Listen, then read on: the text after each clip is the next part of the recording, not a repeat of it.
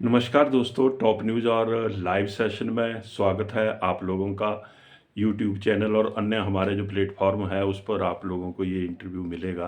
आज मेरे साथ श्री हरि गोपाल जी हैं और इनका जो सफ़र रहा है, खासकर भागवत कथाओं में इनकी आवाज़ सुनने के लिए लोग जो हैं ललायत रहते हैं। सर, स्वागत है आपका टॉप न्यूज़ पर। नमस्कार सर। हमारा सौभाग्य है कि एक ऐसे युवा के साथ हम इंटरव्यू कर रहे हैं जो हमारा सनातन धर्म है बिल्कुल, बिल्कुल। वो उसको प्रचारित प्रसारित करने के लिए जिन्होंने अपना जीवन समर्पित किया है। सबसे पहले आप अपना जो पारिवारिक पृष्ठभूमि है उसके बारे में बताएंगे दर्शकों को। जी, जी, जी। जी, मैं बड़सर से हूँ, बड़सर घुमारवी से हूँ और घुमारवी गाँव से एक साधारण फैमिली से हूँ और परिवार में माहौल अच्छा रहा है मेरे जीवन में। सबसे बड़ा माहौल परिवार का ही होता है। जी। किसी भी मार्ग में हम चलते हैं, तो उस मार्ग के लिए परिवार का बैकअप होना बहुत ज़रूरी है। तो मुझे मेरे इस मार्ग के लिए परिवार का बहुत सहयोग मिला है और उस सहयोग से मैं आज यहाँ पहुँच पाया हूँ। जी, और सबसे बड़ी बात है मेरे पूज्य दादाजी, जिन्होंने मुझे इस मार्ग पे ऊपर चलाया और इच्छा तो इस मार्ग पर नहीं थी, पर फिर भी एक बुज़ुर्गों का आशीर्वाद होता है, उनकी वाणी होती है। तो उनकी वाणी थी कि एक घर में ऐसा हो जो ये पुरोहित और कर्मकांड और कथा आदि कोई करे, तो मैंने उसके लिए फिर कदम उठाया था। सर, आपका जो शिक्षा का सफ़र रहा है उसके बारे में थोड़ा सा दर्शकों को बताएंगे। जी, जी, शिक्षा का सफ़र भी मेरा बहुत अब स्कूल काल से लूँ तो स्कूल काल में मैं इतना वो पढ़ने लिखने में वो नहीं था, सक्षम नहीं था, क्योंकि परिस्थितियाँ कुछ ऐसी थी।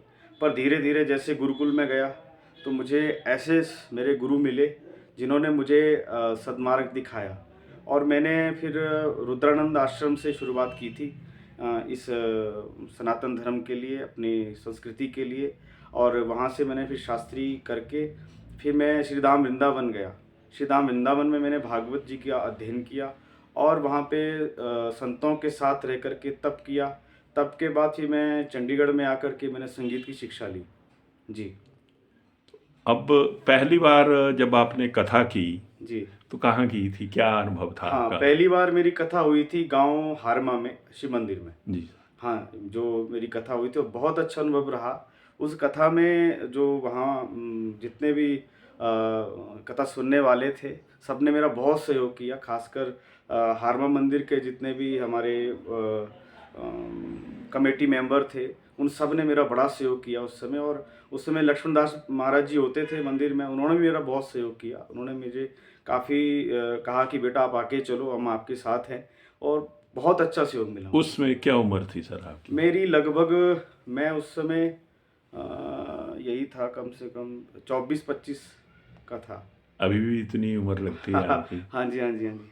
23-24 साल का था मैं। जी सर। जी, जी, जी। और उसके बाद फिर सफ़र उसके निरंतर बाद फिर चलता सफ़र रहा। चलता रहा, बहुत कुछ चल ही रहा है बस। परमात्मा पूरी कृपा है। जी, जी। व्यक्ति जीवन में जब आगे बढ़ता है, खासकर एक कहावत भी है हमारे पहाड़ों में, जी, जी, घर जी। का जोगी जोगड़ा बाहर का जोगी सिद्ध। जी, जी, जी। आज कथाओं में हमने देखा है काफ़ी लंबा, लगभग 3 दशक से ज़्यादा का मेरा पत्रकारिता का अनुभव है। जी, जी। कई लोगों से मिलना होता है जी, जी। और कथाएं जब होती हैं, जी, जी। बहुत सी कथाओं में जो है हमने देखा है, जी। वहाँ पर शब्द तो यूज़ नहीं करना चाहिए मुझे, जी, जी। लेकिन एक फूडपन जिसको कह सकते हैं, जी, जी, जी। देखने को मिलता है। जी, जी। तो आपकी कथाओं में हमने देखा है वो चीज़ नहीं होती है, तो कैसे कंट्रोल करते हैं आप?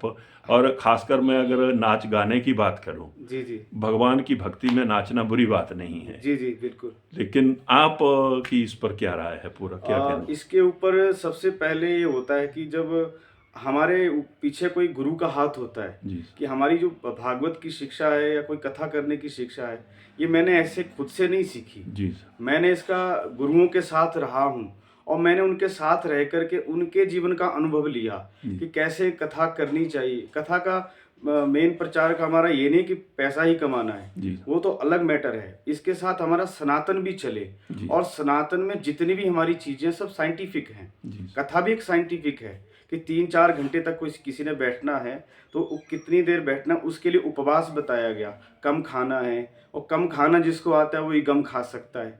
अब जिसने ज़्यादा खाना है तो वो कथा में बैठ नहीं सकता। और रही नाच गाने की बात, तो नाच गाना अच्छी बात है, नाचना चाहिए, जागरण बने हैं, संकीर्तन मंडलियाँ बनी हैं, खूब नाचना चाहिए।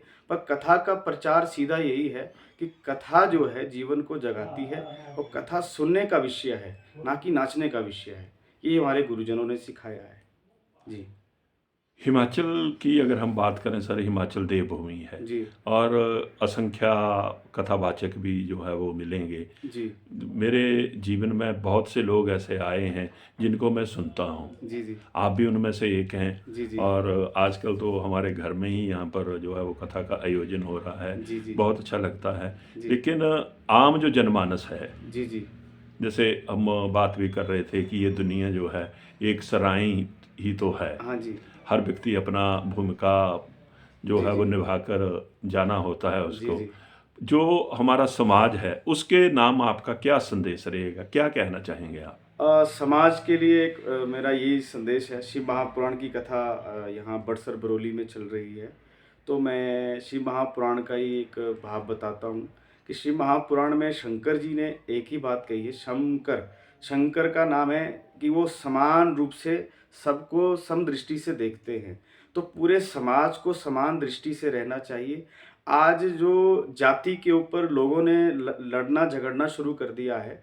मैं कल ही शिव महापुराण में एक बात बता रहा था कि शंकर जी ने कहा कि जब कोई अनुष्ठान होता है मेरा, या कोई यज्ञ होता है, तो उसमें हर वर्ण, हर जाति के लोगों को बुलाना चाहिए।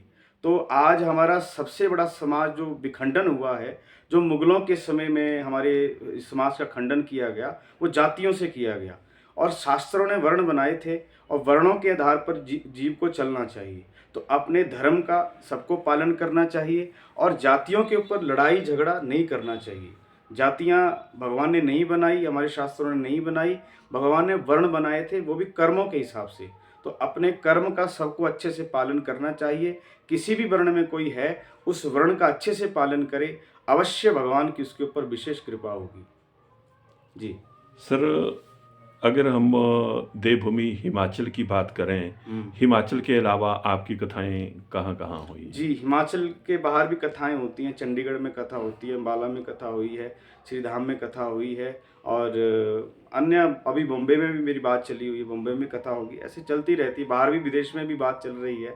तो लगभग दायरा धीरे-धीरे परमात्मा कर ही रहे हैं सनातन के लिए। जहाँ-जहाँ मौका मिलेगा जाएँगे। अभी शिमला में भी हमारी कथा है इसके बाद, तो शिमला में फिर इसका गुणगान होगा। आज सर, जो कथा पहले होती थी, जी, जी। पहले जो कथाएं चलती थी, जी, जी। उसमें क्या रहता था, कुछ लोग आ जाते थे, जी। कथा सुनते थे, जी। वही प्रचार प्रसार होता था। जी, जी, जी। आज जो है आपके ही कथा करते हैं, जी। खासकर मैं अगर सोशल मीडिया की बात करूं, चैनल्स की बात करूं, जी, जी। तो उन पर जब वो कथाएं प्रसारित की जाती हैं, जी, जी। प्रचारित की जाती हैं, जी, जी। तो एक बहुत बड़ा जो आप वर्ग कह सकते हैं, जी, जी। बहुत संख्या में लोग जो हैं जी। अपनी सुविधा के अनुसार उनको देख सकते हैं। जी। तो आप जिस प्रकार से कथाएं करते हैं, जी, जी। मेरा तो अनुरोध भी रहेगा, टॉप न्यूज़ आपका ही अपना चैनल है ये, बिल्कुल, तो बिल्कुल। कहीं भी आपकी कथा होती है जी, जी, उसके जी। लिए जो है वो आप लोग अगर कहेंगे तो हमारी टीम जो है बिल्कुल। उसका पूरा सहयोग रहेगा। बिल्कुल। और मैं लोगों से भी एक चीज़ और कहना चाहूँगा,